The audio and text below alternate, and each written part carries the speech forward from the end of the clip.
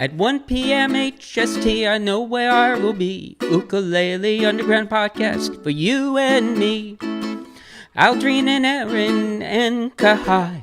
And maybe Magic Mike or a guest on the fly. Ukulele Underground Podcast. Now here's the guys. Hello everyone and welcome to the Ukulele Underground Podcast Live. My name is Aldrine Guerrero. Joining me are Mr. Aaron, the voice Nakamura. Say what's up, Aaron. What's up? Mr. Kahai, the legend Fergan. Say what's up, Kahai. What's up? And special guest, Magic Mike. What's up? What's up, guys? Hey, special guest in the house. Welcome back, everyone. We weren't here the past couple weeks, just 1 week. I don't know. How long were we gone for? Feels like forever. 1 week. 1 week? Yeah. How are you, Mike? Welcome. Thanks. I'm doing okay. Oh, yeah? Yeah, just working. What brings you around these parts? I love you guys. Yeah, that's a good enough reason. That's a good enough reason. Actually, you know, we're right in the middle of doing a lot of cool new stuff for the website. Ukulele on the Ground is going to be doing going through some major changes, and we're looking forward to all these awesome changes that's going to happen. One of those major changes is that Magic Mike is going to be doing a little course for us. We can't tell him too much about what you're doing and stuff, but just know you're going to be seeing this guy a little bit more, especially if you're a beginner, you know, a little bit more on UU Plus. So if you guys are UU Plus members, look forward to it, because I'm listening to you doing this new course, and I'm just like, oh yeah, that's a great way to explain that. I'm like, why did I think of that, man? You know, leave it to an actual teacher to teach really well. So amazing stuff. I can't wait for you guys to see what we got cooking up, But yeah, the Ukulele on the Ground, the whole site, the courses and all that is going to be getting a makeover. Is what's happening, and we're super stoked. Yeah, glow up. That's what it is. But I mean, for those of you folks who are freaking out, like, oh my god, what's gonna happen to this, and this? We're still gonna have this, and this, I think. No, I'm just joking. Like, yeah, we'll still have all that stuff. We have all the archives, and you can still watch all those things. Nothing's gonna change my love for you. He's never gonna give you up. No, he's never gonna let you down. Yeah, we're on the. I can see where the tenor of this one's going already. So, you know, we did come back just from a tour, and we're actually just home temporarily. We're about to head out on the road again. We went to the island of Oahu to do some stuff. We filmed with our friend Matt Dahlberg, and we did a nice little concert and duos with him and stuff. That was pretty fun. If you guys haven't checked that out, the replay is over at UU Plus. If you're a UU Plus member, you can watch that replay. And if not, you can buy a ticket for, you know, to watch the replay for 30 days for as little as $10 or something. Yeah, it's fun. And it's a non-traditional kind of concert and stuff. Like, it was more done in a duos kind of sense. Did you watch it? I did. Yeah. So, you know, if you guys are looking for like, okay, well, Matt's is gonna play and then I'm gonna play and whatever. Like, no, it was actually tons of fun.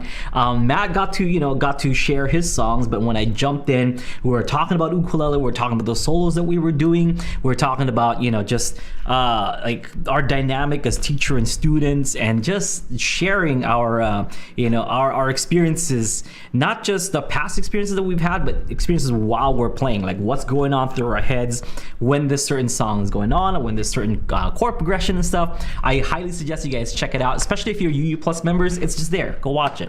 And it's going to be cool, because as we do more of these, there's just going to be a huge library of live performances and duos kind of things. So that's another one of the changes that we're bringing to Ukulele Underground.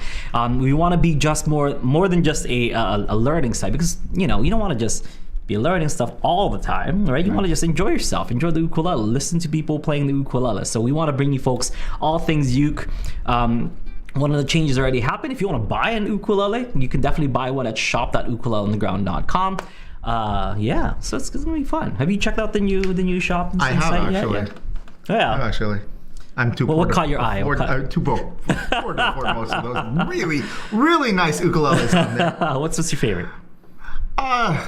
I mean, let's be real here. Your signature is pretty nice. Yeah, man, that signature model. So I did a video like showcasing that exact model that's listed on there. Whoo, the curls on that. Like every time I play another Aldrine model, I'm like, can I have this one? Like this is, it has my name on it. Like can I just take it home? It literally has my name on it. Yeah, honestly, like Kanile picks some of the best like wood choices, and even though like the ones that I get are beautiful and they're amazing, but since every piece and every cut of coal is different, it's like, oh man, well that one looks good too. Like I want that one. But it is what it is. If you guys want to get your hands on an Aldrine Guerrero model, check it out over at shop.ukuleleunderground.com. Gentlemen, let's answer some questions. Been gone for a little bit. Let's answer some questions. How this podcast works is you guys ask us questions and we'll try to answer them as best as we can. I'll try to answer as best as I can, and then these three guys are going to put in their 2 cents to come up with the best 8-cent answer to give you, okay? And we'll try to get through all the questions. We are live, so if you guys want to email us questions, text us questions, leave a voicemail on Mike's phone. Can we just flash his phone number on the screen? Can we do that, Kai? That's correct. That's all. We are live, so there's a live chat that's going on right now. You guys can ask us questions via the live chat. So why don't we do that, and then maybe afterwards, when we have time, or if we have time, we'll talk about the trip a little bit. So go ahead, Kahai, give me the first question. I think people are still jumping in the chat. Okay, and cool. Still, some people are talking about how they actually went to UKE-CON or went to the shows and stuff, and how they enjoyed it. So we'll address all that stuff in a little bit. You saw a question, Mike. I remember you saying you're perusing through the through the older episodes. You're like, I haven't seen myself in a little bit. So you're going to the video. I sometimes I admit sometimes I do watch the old, well, all the podcasts. I watch all of them, but I do watch the ones that I was on to make sure to see how badly I answered some of your questions. Somebody asked a question. I don't remember who it was, but somebody asked you what my favorite WWE match was. Oh, that's a great question. What is your favorite WWE match? So, WWE or WWF? So that, to me, that is 2 very different questions. Yeah. Because if you say WWE, to me, that's sports entertainment. Yeah. So let's just to be clear, WWE is World Wrestling Entertainment. Right, which used to be the World Wrestling Federation. Yes. It is the same company. Yes. And then they lost to a panda. Yeah. That's all right. I need that shirt. The panda with the steel chair. Have you seen those? No, I have not. I want one so bad. So the World panda. Wildlife Foundation, the other WWF, sued them in the late 90s, early 2000s, and then they won, so they had to change their name to World Wrestling Entertainment. That's what they are. I was going to say, which made sense. Even Vince McMahon wasn't that upset about that, because at that point he was like, look, it's not a federation we've definitely admitted that this is entertainment, it's not. Yeah. So WWE era, and I'll be perfectly honest, that's a little bit, that's less of what I would watch. Yeah, you're an old school fan. I am definitely an old school fan. NWA and the NWA. Yep. WTBS 605. Now you're just flexing on them. Now you're just flexing. But I would probably say, in the modern era, to me, it's more about the story. So actually, we talked about this, and I'll just use this match as an example. I actually really did enjoy Brock Lesnar versus Goldberg Survivor Series.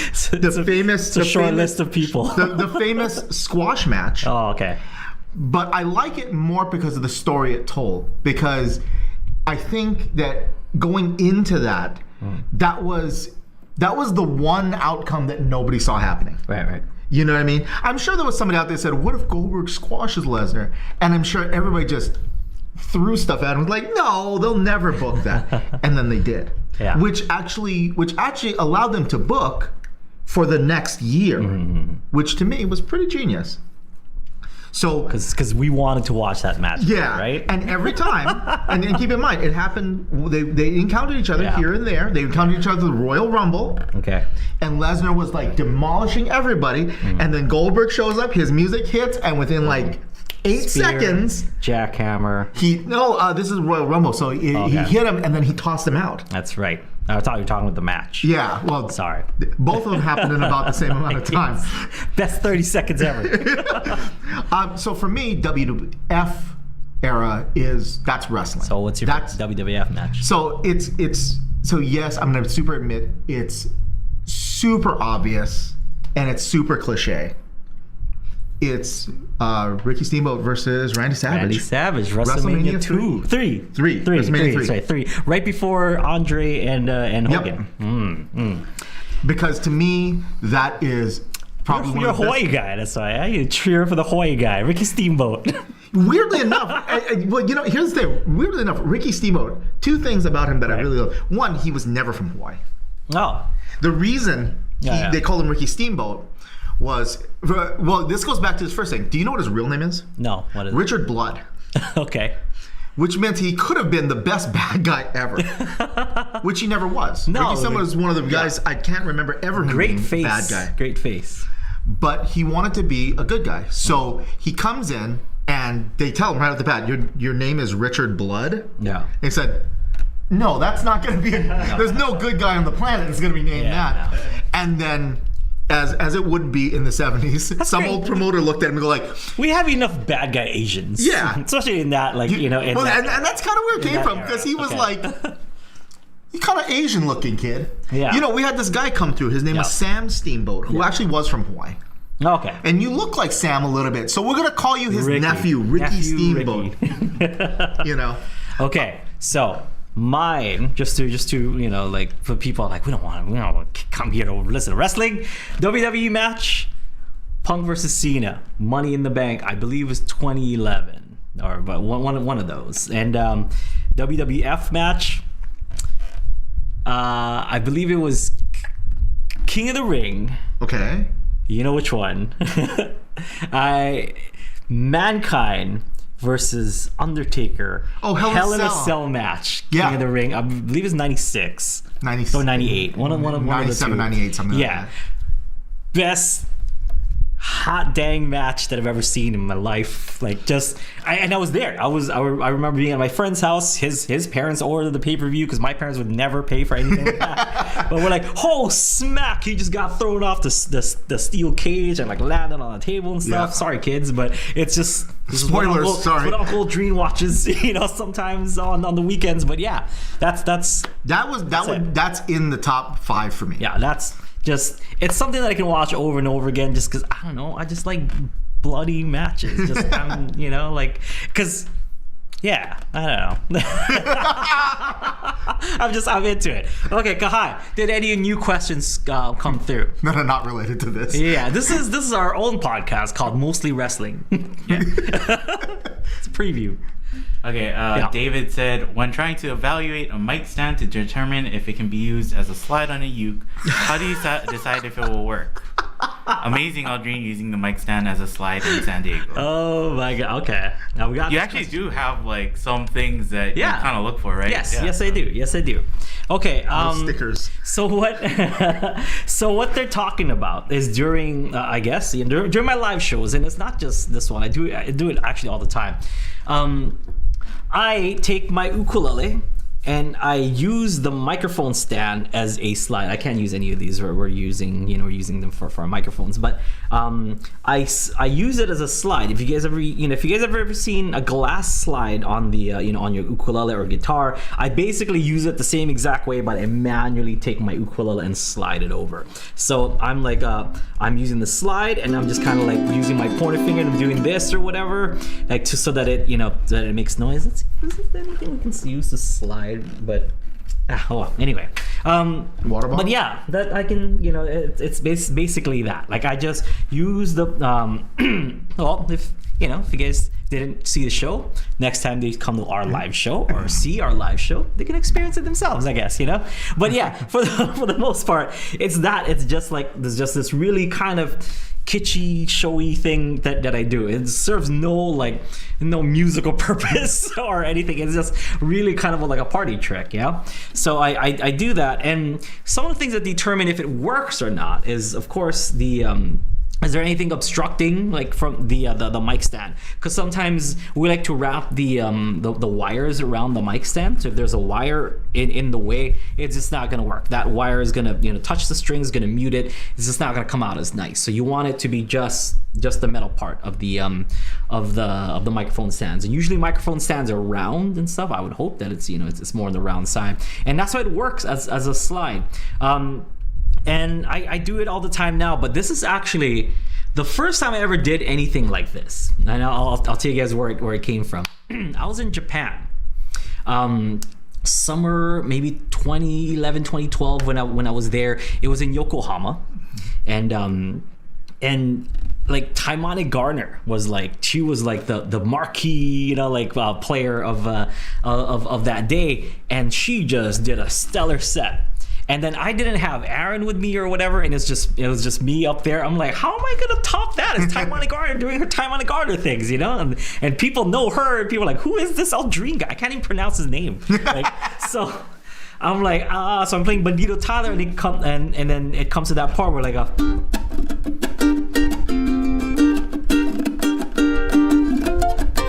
I needed something to something more than just fast strumming. So I'm like, and I looked at the at the monitor, floor monitor, and I'm like, I can slide my uke on that. So I took my ukulele, slid it on the floor monitor, and the Japanese crowd went crazy. And I'm just like, yeah, I'm gonna remember that for next time. But at home, we do not. We're not fortunate enough to have floor monitors, but I do have a mic stand, and I'm like, okay, well, that's a little bit more stable because I can put my foot down on the boom part of the mic stand, and that keeps it in place, and I can slide my ukulele on there. It'll work. So that's like my little slide trick. But yeah, just a little background on that. It originated Japan, summer 2012, I believe.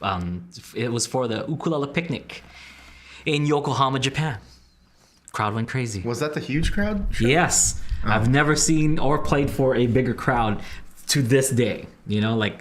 That's the biggest crowd I've ever played for. Thousands of people. It was like a sea of Japanese uke players. It was great. Man, if there were more rock and roll, I would have tried to stage dive, but I think they would have been too polite to not want to touch me, just let you crash. Yeah, I would have just crashed down. So not as rock and roll, but I mean it was cool, and it was. I don't know, head diving into just the floor because nobody else. I think it's pretty rock and roll. I guess so.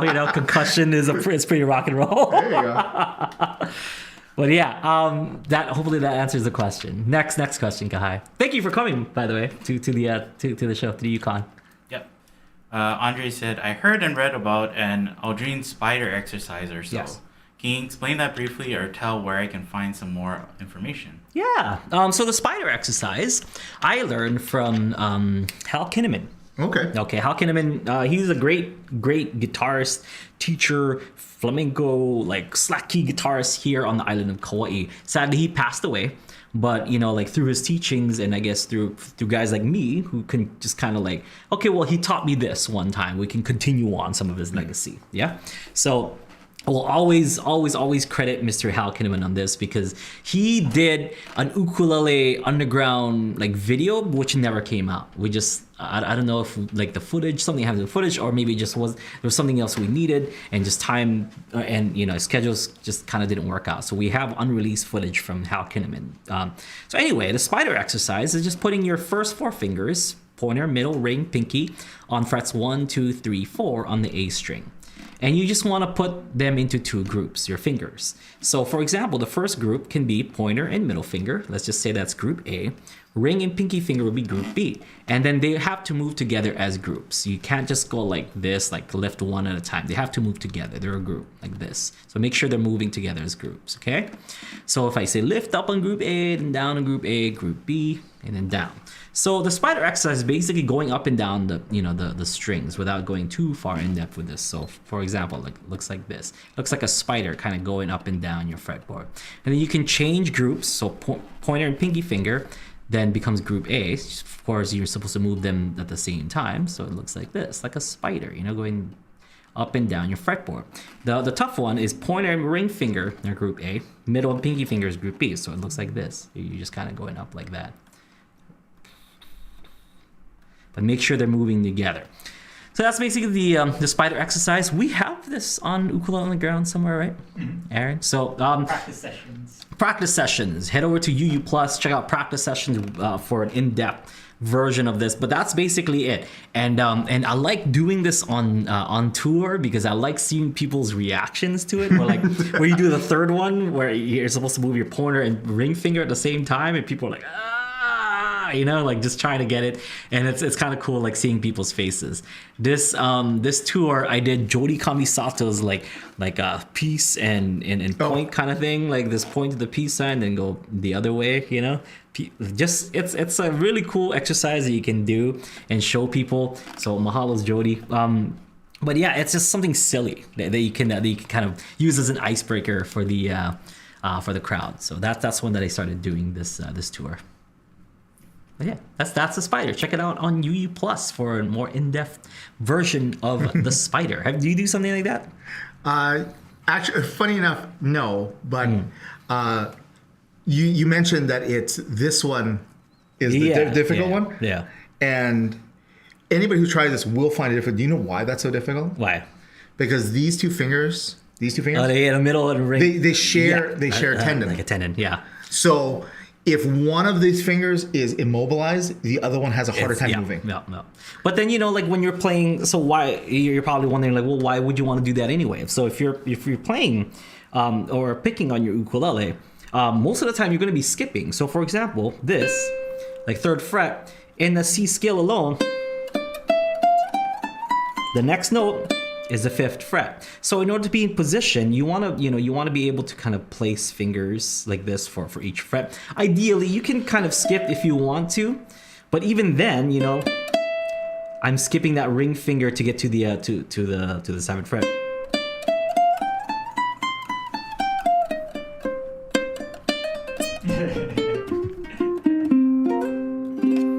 So when I'm playing the 5th fret, it's kind of like that. Or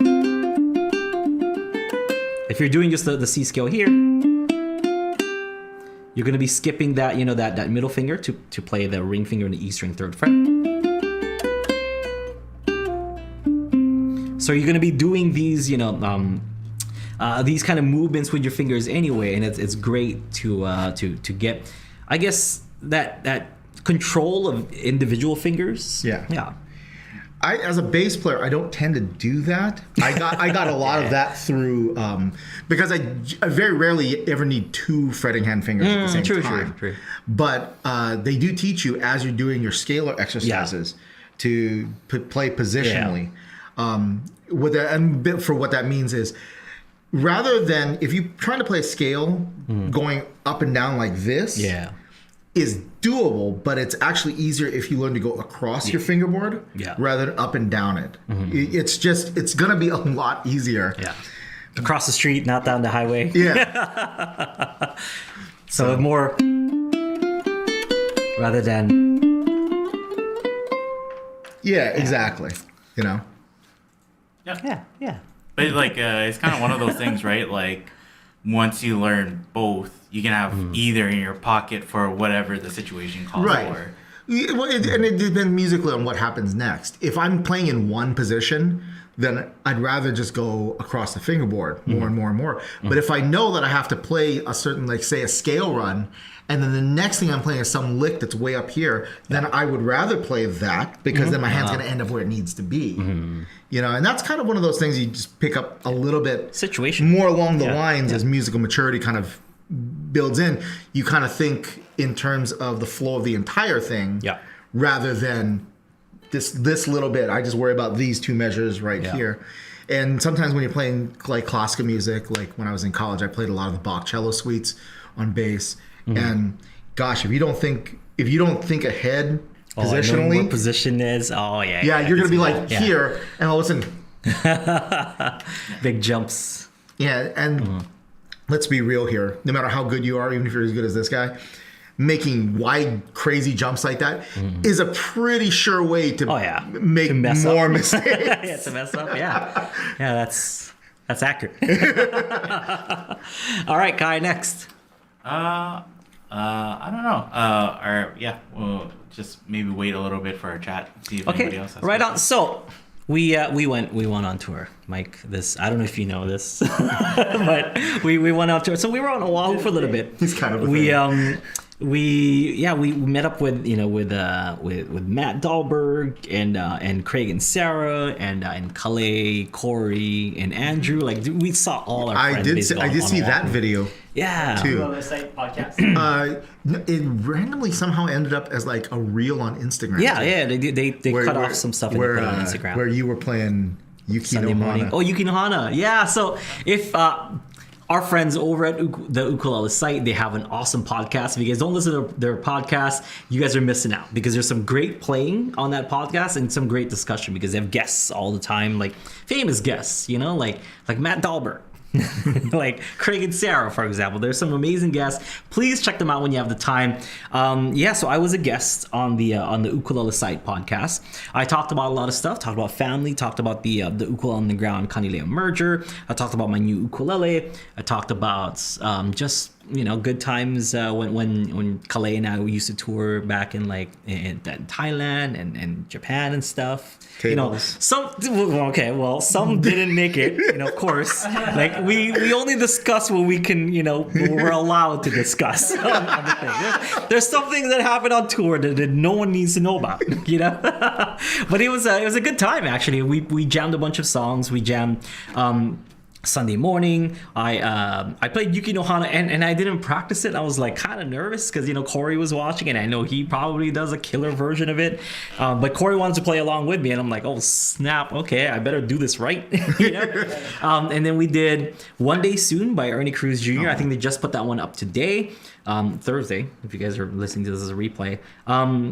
And I think we did Waiting in Vain, which is yet to come out, but the full podcast is over on their YouTube, so make sure you check them out. Leave a comment, say, hey, Aldrine brought me here or whatever, just to know that's just to rep the ukulele on the ground. Like, hey, you is here. We were watching this. Yeah. Go. I mean, not right now, but and watch us first. Well, this is live. See? Yeah, so it was good. I mean, did you see the podcast? I saw some of it. Yeah, so it's like a 2-hour podcast or something. Take your time, watch it. But it was really good because those guys are our friends, and I love them and I love the way that they play. I've always talked about this, and I've always mentioned Kalei is just one of the most soulful ukulele players and most technical gifted ukulele players that I've ever seen. And of course, Corey is just a huge monster that you think Kalei is good, and right behind him is an even bigger monster. So it's kind of amazing getting to just jam with those guys because being on Kauai and stuff, and I don't really see anyone, so I rarely get to jam, especially with people at that level. So it was really, really, really nice. Just kind of sit down, jam, and I'm like, I don't have to take all the solos, I'm just like, oh, Kalei. So if you watch it, it's like, oh, Kalei, just start us off because I'm usually doing all that, but I'm like, I don't have to do that now. I can just tell Kalei to do it, It was a good time. It was a good time, and I think after that they had Matt joining them.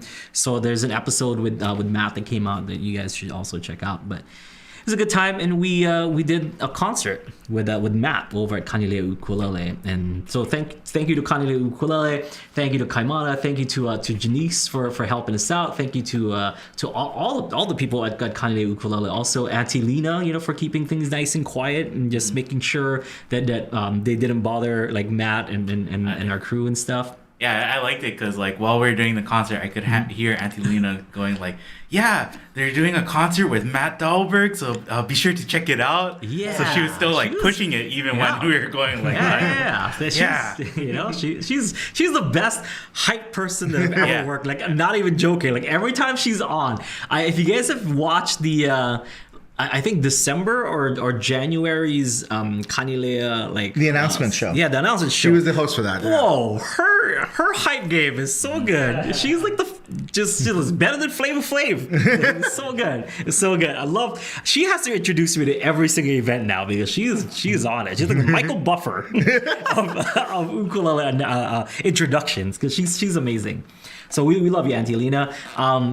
And thank you to the ukulele crew over at Kanile Ukulele. You guys made everything just smooth. And Janice did an awesome job. She works at Kanile Ukulele, helped us out with the streams, manned the cameras and stuff. It was great. It ran so smooth. Yeah. And Kahai, you got some things to say about this? Because you were the guy running the stream. Because Aaron was on camera. So tell us a little bit about that, Kahai.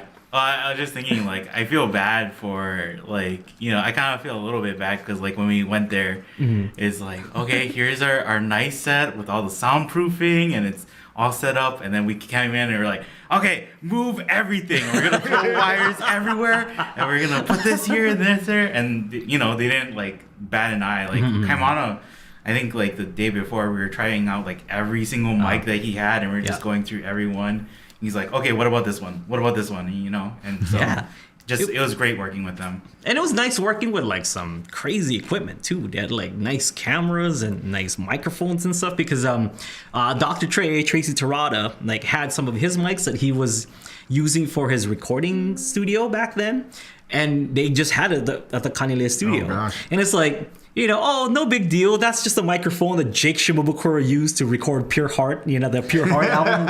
So Matt Dahlberg is like, wait, what? I'm using the microphone that Jake used for blah, blah, blah, blah. And he was tripping out. It was really cool. So thank you to the crew over there. Don't worry about that. That mic's only $45,000. But don't bump it or nothing. It was nice, and the concert itself I thought was really good. It really captured what a jam session feels like. Our ukuleles in that cold room, my uke was like kind of going sharp in some places, but that's just what it is, like that's what happens in a pure jam setting. And I can attest to this because Matt I didn't see Matt or get to practice with Matt until like the day before the concert. And we didn't even practice. We're just like, okay, we're gonna play this song, like no prior practice or whatever. If we did, it didn't last more than 15-20 minutes. And it was just like pure, like just magic. And it was kind of cool because, like I did, give Matt some lessons back then. Like I'm not his, like formal teacher by any means. I was more just like a guide. Like I was a mentor to Matt. And it's just kind of cool and it makes me proud to to kind of see like one of the people that I guided just kind of doing their thing and watching him do stuff with like the Hawaii Music Supply guys or the ukulele side guys. It's just like, man, there he goes. He graduated from Ukulele Underground and doing his thing. But the one thing I do want to say, though, is that if it felt like I was bullying Matt during the stream, it's because I was really trying to poke at Matt. And especially the last song. So I was telling Matt this. I'm like, dude, it's the last song. It should be like this big whatever. Like we're playing body surfing. Like in D minor and his terms, because my body surfing is in G minor, but he wanted to play in D minor, and we played it, and I'm like, right on, Matt's gonna go crazy, and he did not, and I went crazy because I thought he was gonna go crazy, so it just looked like I was bullying Matt. I'm like, come on, Matt, show me what you can do, but he just took it down. He really wanted to keep it mellow. I'm like, man, now I just look like a bully. But I thought we were taking it there, but he didn't want to go there with me, which is cool, which is fine. Next time, it's his style. I'm gonna push harder next time. Maybe I didn't push him enough. I should have pushed, but it was a great time. If you guys have an opportunity to watch it, go check it out. I apologize for all the intonation stuff, but that's part of it. That's as raw as it's gonna get. Yep. There was no practice. It was just pure jam session, and all the questions that I asked him were very genuine, stuff that I was interested in. Because it's like, oh, during this song, what were you thinking about? Did you like this chord progression and stuff? It's awesome, man. So it's you saw the concert, right? I saw some of it. I didn't see what'd the you whole think? thing. It's a jam session. There's something great about watching like a formal rehearsed concert. Of course. But that's a different energy than watching a bunch of people just sit in a room and just throw stuff against the wall and see what's going to happen. That's and it's all different energy. That's kind of the thing. And the thing, if you love to play, there's going to be a part of your artistic and musical self that's fulfilled by preparing something, where it's like this happens to this, but then there's another part of your musical self that will pretty much only be satisfied by, let's jump in a room, I'm going to call a key, Yeah. and that's all I'm going to say. Yeah. And we're going to see what happens. I mean, to be fair, like Matt really wanted like the random jam. He's like, why don't we ask the audience, for a chord progression? I'm like, I ain't doing that. It's like, no, I'm not doing that, because it's just like, we're going to get these chord progressions that don't lead anywhere or that don't have like, like any kind of substance. I'm like, no, I was telling Matt, I'm like, it sounds good in theory. But while you're doing it, it's going to be the most boring thing ever because those chord progressions that people are just going to shout out like random chords if we just try to put something together. Yeah. It's just not going to sound as, like we already have no structure and then you take whatever we already don't have and you make it more or less that. Yeah. So, Yeah, but, I've been at places where people try and do stuff like that. Yeah. Unless you're allowed to like futz with the order and maybe, change a chord quality or two. Right. Because then you can kind of mold it into something where you can figure out where there's the 1. This would be the 5 if it was this. Yeah. So I'm going to just change it to this. So we have a place to... But otherwise, then it turns into like... Yeah. The Grateful Dead. Right. Yeah, we're not there for 5 hours. Exactly. It turns into like the Grateful Dead where like... And the Grateful... I think I've said this in the podcast before. It's like the Grateful Dead were very open. They said sometimes when we take these weird long journeys, an hour on something, one song. sometimes it works amazingly. Yeah. But they were also very honest and said, and sometimes it's wretched. But the problem for them as the Dead was, it's kind of like, well, we started it. Yeah, we gotta finish it. So maybe that's the night that particular Dark Star was like a half hour long instead of 45 minutes long. That's just it. It's just like sometimes you just never know what you're gonna get, and I just didn't want that new curveball like kind of thrown in there. I mean, I was already throwing Matt some curveballs. I picked what'd you call like a Little Wing, and I didn't tell him we're gonna play Little Wing. I'm like, we're gonna do this, Matt. Yeah, he didn't know the chords or whatever. I'm like, let's see. But it's still like a set of chords that go somewhere. Although there's like that G F C part in there that's kind of weird and stuff. But there's like a theme and there's like a set amount of chord for the chord progression, which can be familiar. So we can come out with something really good. Maybe if we had more time or if it was really like purely like a jam thing. Then maybe would have taken some some audience suggestions for chord progressions, but it just doesn't. In my experience, it's never really worked out that well, like ever. Yeah, because the problem with that is, like, if you're lucky, you might get someone who just says C, and then the next person says F. It's like, okay, cool, we can work with this. Yeah. But there's always going to be that one joker who's like, sharp. C to, G flat minor 7. Like, diminished this or whatever. Yeah, exactly. Yeah, so. It's like when we do our songwriting challenges, usually we ask for like a key instead of like specific chords or like maybe a chord pattern. But then also when you say like, hey, give us a chord pattern, people go like, use a diminished. So it's like, that's not a chord pattern. That's just one chord. So you're telling us to make one chord in this somewhere, which actually that is not as necessarily as bad as when the worst comes, and I've seen this in like songwriting class, when my students, they hear these different terms you use for chords, and then someone thinks, okay, well, what's the most advanced sounding thing I can think of? And so they just start throwing terms together where it's like, okay, first of all, that doesn't fit anywhere in what you're doing. Second of all, you're using 3 terms that would all be mutually contradictory. There's no such thing as a D flat major dominant diminished 14th. Augmented. Exactly. It's like, first of all, the 14th is not even a number you can use. No, you can use it if you try hard enough. You just gotta try. Yeah. Gotta think with your brain. Just believe in yourself. But that kind of brings it in too, because a couple of weeks ago we actually had a question, and we said like Mike would be a good person to answer this question. And so somebody said was asking about diminished chords and if diminished chords need to be sevenths. Because in No. ukulele they're usually sevens. No. Okay, good answer. There's your answer. Next question. No, Good here's answer. here's why. So all chordal structure is based first and foremost off of triads, the 3-note chord. Okay? Yeah. So if I have a C chord, C, E, G, that's C.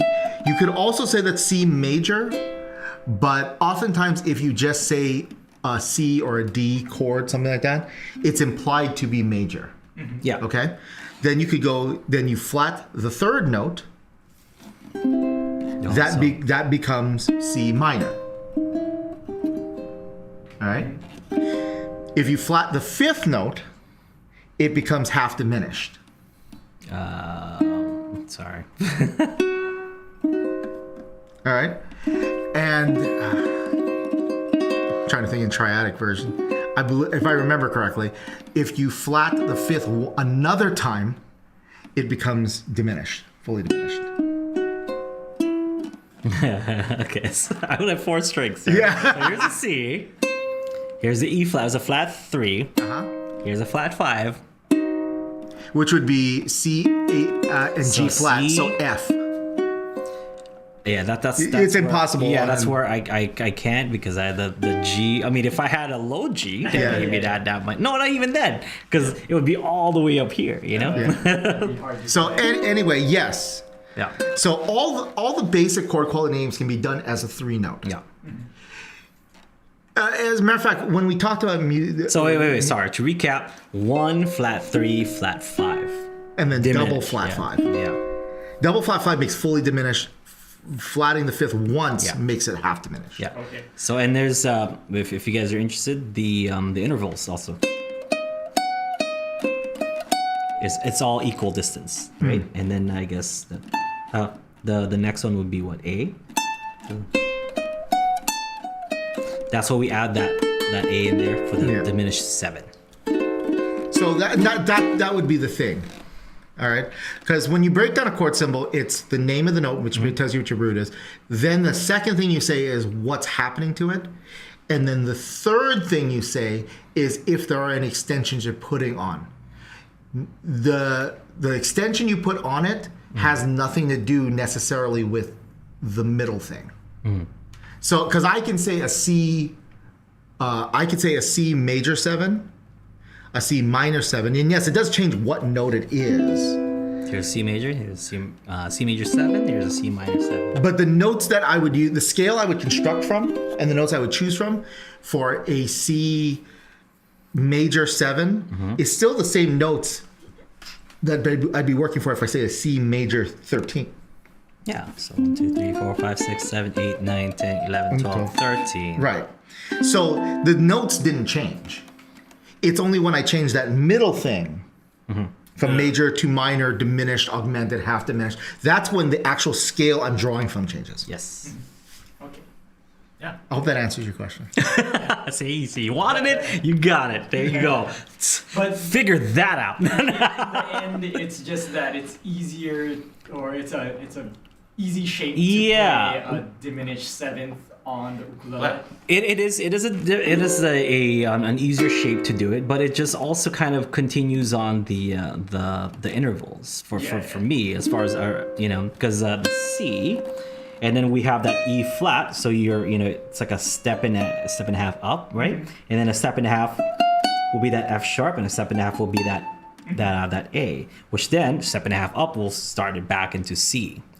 So C, like with the diminished 7, it's just it's just great because you're just continuing on that interval anyway. Yeah. So it doesn't have to be the 7. You don't have to add like that note in there. But Yeah. so this would be C diminished, and I'm just muting the top. And here's with the C diminished 7. It just adds that extra layer of tension in there when you add the next note in that. But the actual building blocks of the chord Yes. are already there. Yeah. It kind of and Sounds good. Yeah, it sounds good. Yeah. Sounds good. yeah, and then it also kind of like distinguishes from just like when you would play like a 7th chord to when you would play a Yeah. diminished chord on ukulele. Yeah. Yes. It really makes it distinct. So So yeah, hope that answers your question. Yep. We have about 10 minutes left, a little bit more. Okay. Somebody wanted, is there any music recommendations? Ooh. Oh yeah, because they were talking about Mike's music recommendations. The last time. Oh, that's right. That's right. Okay, go ahead. And who's your music recommendation for this week? Because I have one, but I have to look up her name because I want people to check out this ukulele artist. The last time you recommended Jazz Daredevil. So. That's right. They're like very interesting. We want more, Mike. We want more Jazz Daredevil. Okay, depends on whether you want to go that direction. I think my other mention was Havona, or Heavy Weather by Weather Report. So I'll probably stay more within that realm. Relating to the ukulele, I would look up the album Light as a Feather by Return to Forever. It's a Chick Corea. Return to Forever was Chick Corea's big band of the 70s after he left Miles Davis. Why does this relate to ukulele? Because the finals, there's only like 6-7 songs on the album. They're all crazy difficult. But the last song on that album is a song that everybody knows. It's called Spain. So that Light as a Feather is the album that Chick Corea Spain premiered on in I don't even know, like early 70s, I want to say. So if you've ever heard anybody play Spain on the ukulele, or there we go. That is actually, that album is where that song actually premiered. Nice. Yeah, Nice, and we were nice. at the San Diego, the UKE-CON. Yeah. And Danny Ucero. He played that song there. Yeah. He's from Spain, so it's legit. Legit. He's from Spain. Yeah. Yeah. I'll tell you what. We'll be nerdy then. Okay.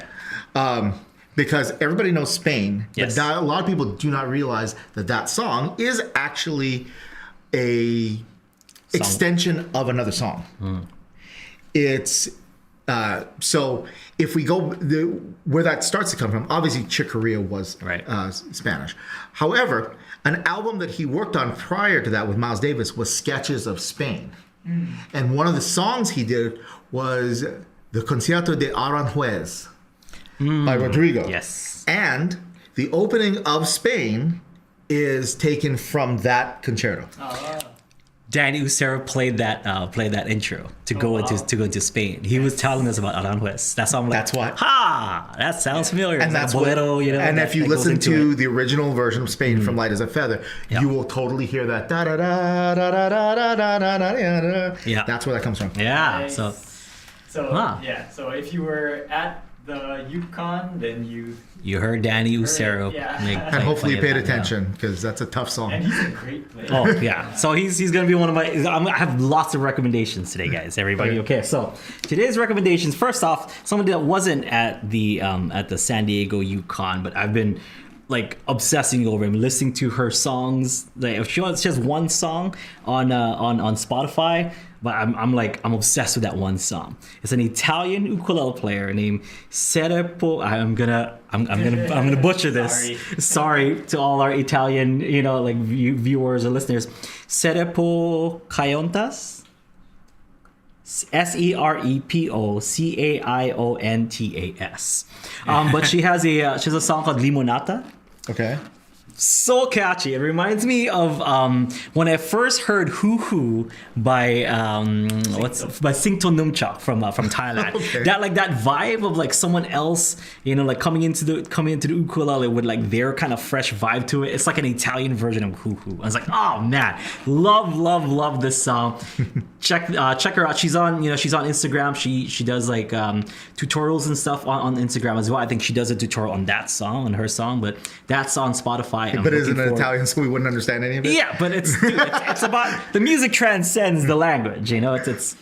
I would look up the great. tutorial, but I won't understand anything she's saying. So that's definitely one that I've been obsessed with recently, and the next name that I'm going to mention, the next names that I'm going to mention are some of the people that we jammed with or all the people that we jammed with during the San Diego UKE-CON. So let me name as many people as possible. Of course, you guys know Victoria Vox. You guys know Daniel Ho. You guys know Chris Fuchigami. You guys know Andrew Molina.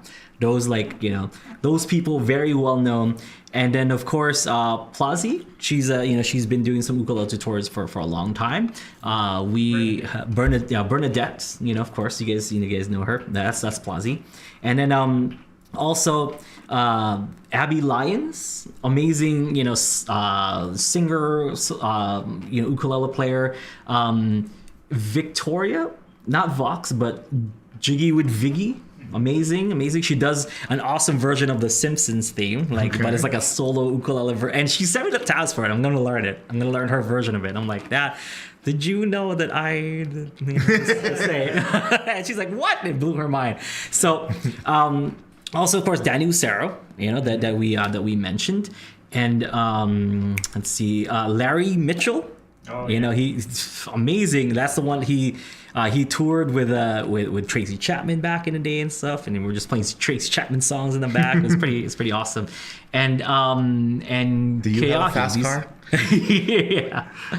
Take us anywhere. And Keahi. So Anthony. I forgot his last name. I don't want to say what I think it is. It might be wrong. But Music by Keahi. Check them out on Instagram as well. So all the awesome people that we got to jam with this past week. Make sure you check them all out because I thought I knew what these people sound like because I've been following them on Instagram and whatnot. But just watching these people live and getting to jam with them backstage and stuff and just having a good time with all the artists.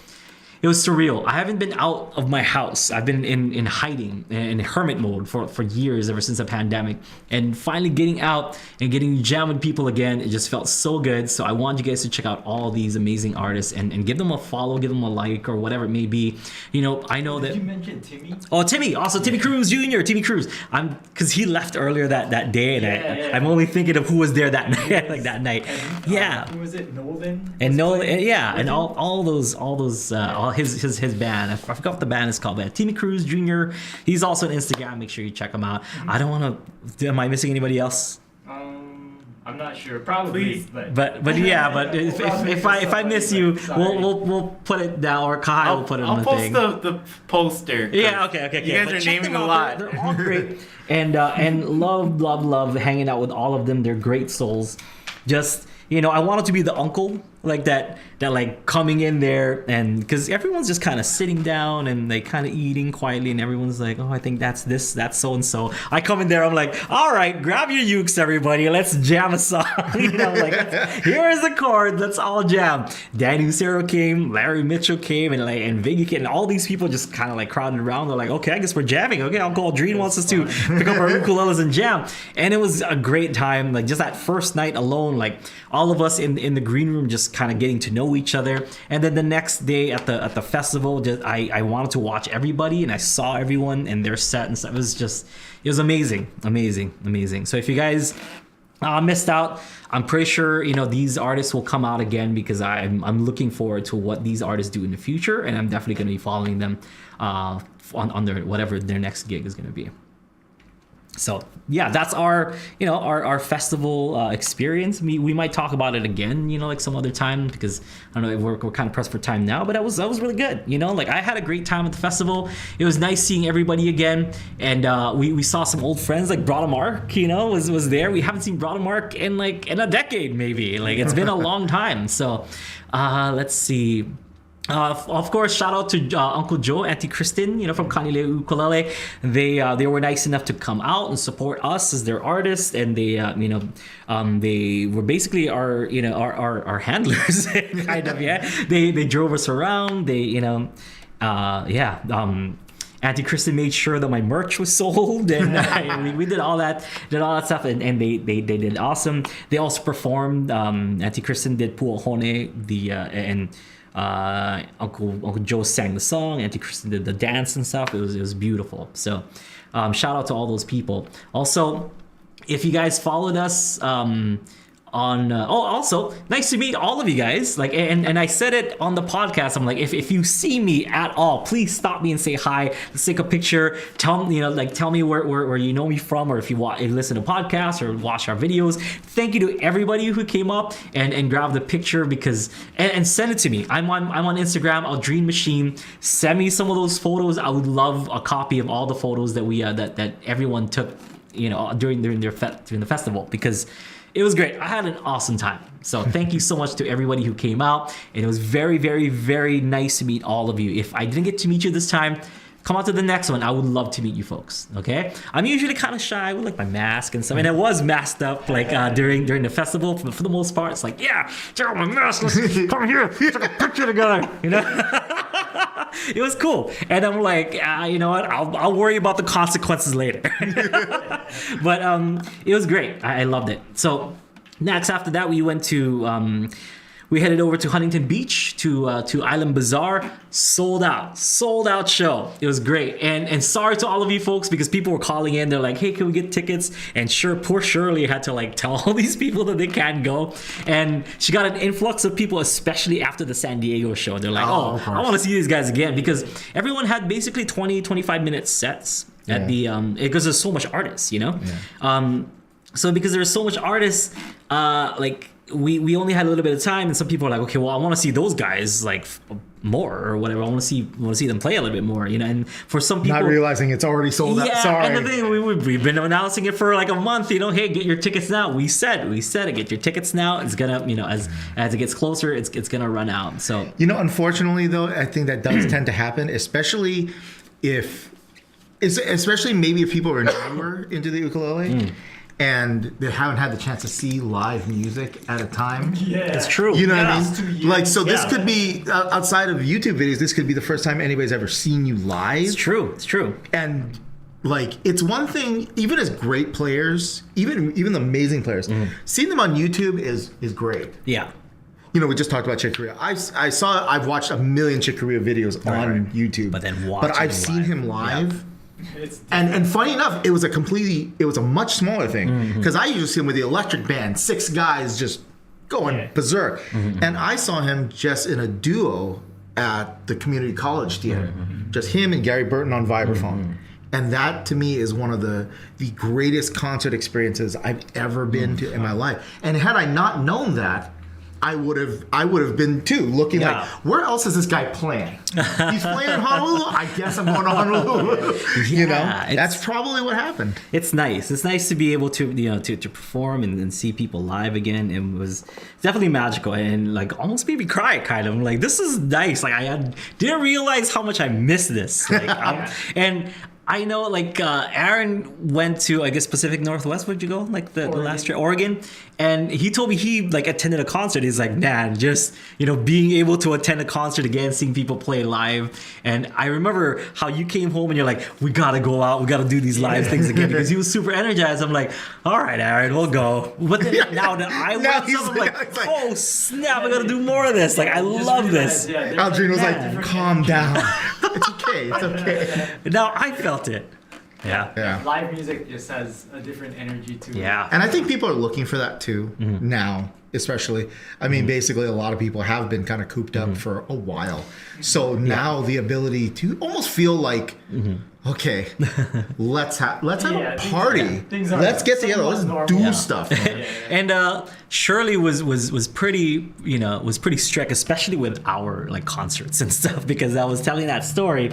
The first time I went to Shirley's, we've never went on tour. We didn't know who was watching. This is the first ever Ukulele Underground tour. It was in 2008. And it was in 2008. And we just contacted Shirley. It's like, oh, we're from this website and whatever, and we're gonna do a concert. We might have like 10-20 people there. That would be awesome. She's like, okay, like, let's make it $5 or whatever. Like, you can go in and watch the concert for $5. We're like, okay, cool, sounds good. I've never seen her place. I didn't know how big it was. We're like, okay, cool, let's go in. And And when we were there, it was like over 200 people like that came in. Oh, that's bad. She must have been like, she just did not know how to handle it. And I mean, how could she? She didn't expect. And I told her like maybe 20 people and like 10 times that. It's you like know? an ukulele shop, so there were people like behind the counter in the like behind the register. behind the register and stuff. And we're like, something's gonna get stolen. But she handled it well. Yeah, she did. Yeah. And then there was like the fire capacity. Yeah, there was people outside, like just congregating. There was maybe 20, 30 people just outside. and was that just like website members who knew you were coming? Yeah, through? or just people in the forum and Like stuff. US from Yeah, YouTube and whatever. it was crazy, and that was back in 2008. So So did like, she immediately after that say like, There is young man? there's gonna be a cap ever since then, because she never had like whatever cap and stuff. Ever since that concert, she's had a cap on everybody. Ever since, like 90 people, that's it, and that's including like comps and stuff, or like people that can go in for free and whatever. Right. 90 people max, like that's the cutoff. I don't know what the capacity of that place is, but And I wall assume it's 90 at is 90. getting. Yeah. oh, the wall said 90. Yeah. Okay. I assume like fire capacity is 90. Yeah. Dude, it's crazy. It was crazy. Never felt more rock and roll in my life. It was that one, and when we did Mike De Silva's, I told this story also with Mike De Silva's, and we're not a quiet ukulele group, you know, like when we're performing, we're not really quiet, and people were making noise, and like my ukulele is super loud, and I guess somebody called the fire department, and the fire department came like to Mike De Silva's shop, and like we had a noise complaint and whatever, like maybe something was happening, and they just thought it was an ukulele show. They're like, why did you call us? And they stuck around. They listened for a couple songs. It's cool. Yeah.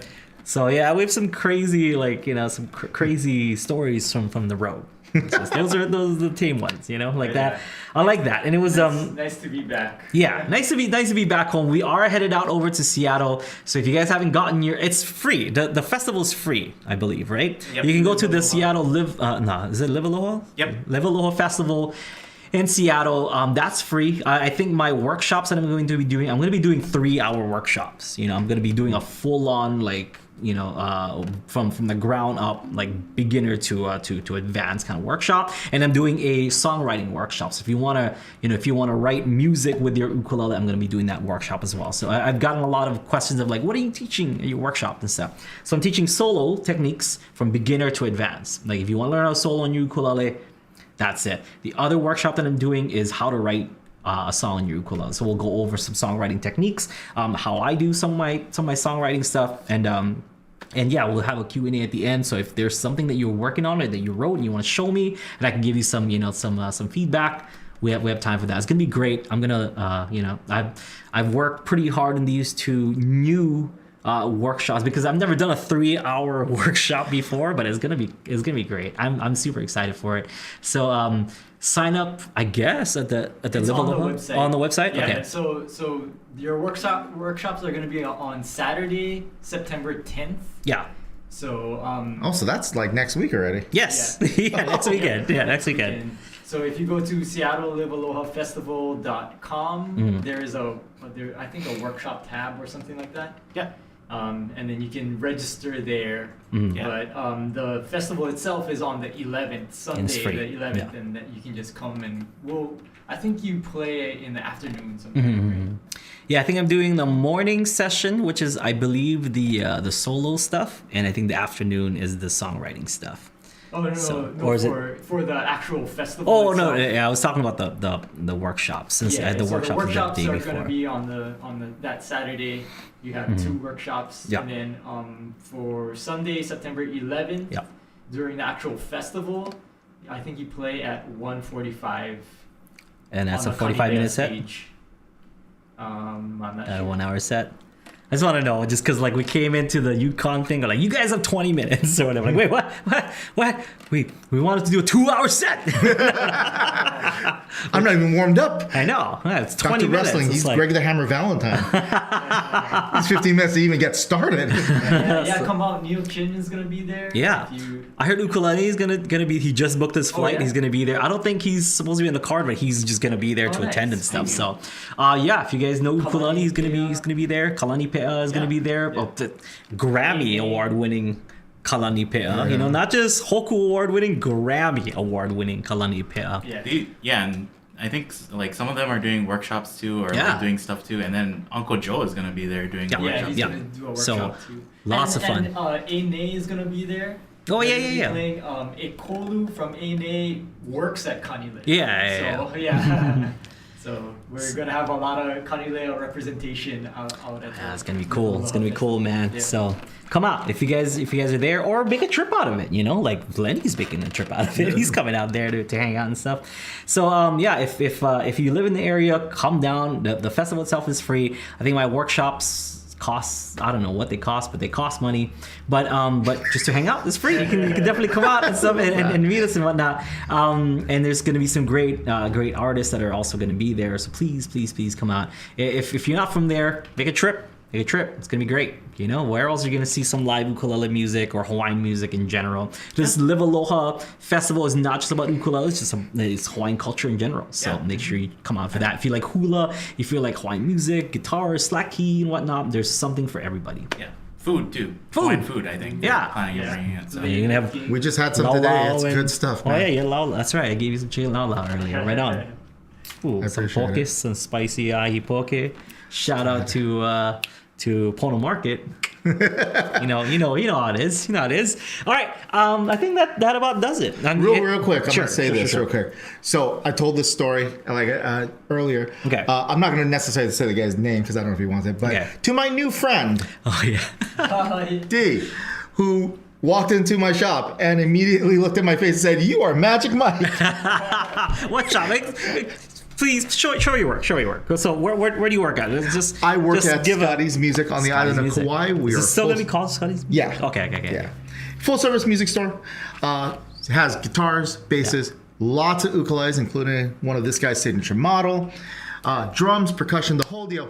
A couple days ago, gentleman walked in the door. He walks right through the door. I said, "Hi, how can I help you?" And he looked at me 2 seconds and went, "You're Magic Mike." Only the second time that's ever happened where someone actually calls me that. Yeah. But hey, I'll take it. But he did say how much he was a fan of everybody, and he was terribly disappointed that it was the week you were gone. Oh. But he was just happy about being able to be on Kauai Right and on. everything like that. Good. So since I know you listen to the podcast, shout out to you, bro. Shout out. What's his name? First name. D. D. Shout out, D. Sorry I wasn't here. My bad. You know. He's just making a living. Yeah. You know. We're here for pretty much the rest of the year. So. Yeah. So we'll. That's So come back. I mean, I don't know. Maybe we might fly out. Like, I don't know when we're flying out. Because if I have something to do that Saturday, I'm probably not going to be here next week. What is that? Did this the podcast or The the Live next Aloha. week jam? Because Live Aloha is next weekend already. So because it's next weekend, Yeah. because I'm doing something Saturday, I'm probably not going to be here next Friday for the Aloha Friday Live Jam. Oh, yeah, So yeah. Aloha Yeah, Friday. we fly out on yeah, that Friday. Yeah, it's gonna resume the Friday after. Okay, so no Aloha Friday Live Jam next week, but it's the week But- after. we do have open mic next week Thursday. Yeah. Yes. Yeah, okay, Yes. I think did we get our flights? You got the flights. I didn't get the flights. No, I don't know. That's why I don't want to say that we're. So you know what I tune mean? in Like, next what if- week. There may be an Aloha jam. But just, you know what? Follow us on Instagram. UKE Underground on Instagram. We always make, and we'll probably put out an email. But for right now, yes, we are doing the open mic next week. Okay, until further notice, because we did not get our flights for Live Aloha yet. But just wanted to give you guys a heads up. Next week, still on for the time being. Okay. Yeah. All right. We'll share some more stories, in the coming weeks and whatnot. But that's all we can share right now with the time that we have. We are overtime already. We'll see you folks next time. Thanks so much, Magic Mike, for the awesome time. Hey, applause, Magic Mike. Join us anytime, man. Anytime you're free on a Friday, just come down. You're part of you're the fourth Beatle. All right. We'll see you folks next time. Enjoy your weekend. Aloha.